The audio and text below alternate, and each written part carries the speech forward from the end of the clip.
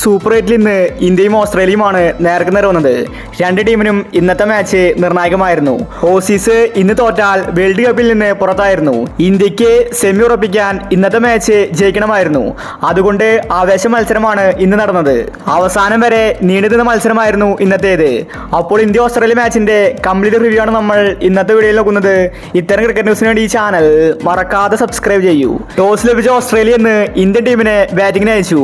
ഇന്ത്യക്ക് സ്വപ്ന തുടക്കമായിരുന്നു ഇന്ന് ലഭിച്ചത്. രോഹിത് ശർമ്മ അടിച്ചു കളിച്ചു. എന്നാൽ വിരാട് കോഹ്ലിക്ക് അധികം ആയുസ്സുണ്ടായിരുന്നില്ല. കോഹ്ലി വന്നതും പോയതും വേഗത്തിലായിരുന്നു. പതിവ് പോലെ തന്നെ കോഹ്ലി ഡെക്കിൽ പുറത്തായി.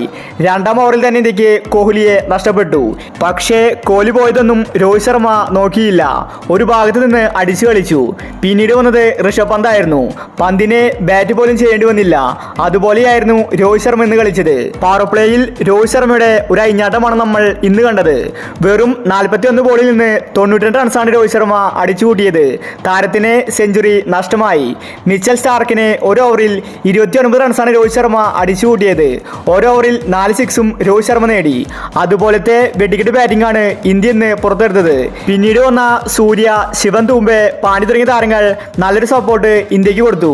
ഇതോടുകൂടി ഇന്ത്യ 20 ഓവറിൽ 5 വിക്കറ്റ് നഷ്ടത്തിൽ 205 എന്ന കൂറ്റൻ ടാർഗറ്റാണെന്ന് എടുത്തിട്ടുണ്ടായിരുന്നത്. പിന്നീട് ഓസ്ട്രേലിയ സെക്കൻഡ് ബാറ്റിംഗിന് ഇറങ്ങി. അവർക്കും തുടക്കം തന്നെ വിക്കറ്റ് പോയി. വാർണറാണ് ഔട്ടായി മടങ്ങിയത്. എന്നാൽ പിന്നീട് അങ്ങോട്ട് ട്രേവിസ് ഹെഡും മിച്ചൽ മാർഷും അടിച്ചു കളിച്ചു. അടിക്ക് തിരിച്ചടി ഓസ്ട്രേലിയയും തന്നു. ഇന്ത്യ എങ്ങനെയാണ് കളിച്ചത് അതുപോലെ ഓസീസും ഇന്ന് കളിച്ചു. ഹെഡിനെ പുറത്താക്കാൻ ഇന്ത്യ ഒരുപാട് കഷ്ടപ്പെട്ടു.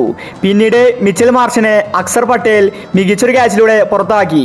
ഇത് കളിയിലെ ടേണിംഗ് പോയിന്റ് ആയിരുന്നു. പിന്നീട് കൃത്യമായ ഇടവേളകളിൽ ഇന്ത്യ വിക്കറ്റ് നേടുന്നുണ്ടായിരുന്നു. മാക്സ്വെലും സ്റ്റോയിനിസും ഔട്ടായി മടങ്ങി. പിന്നീട് ഹെഡും പുറത്തായി.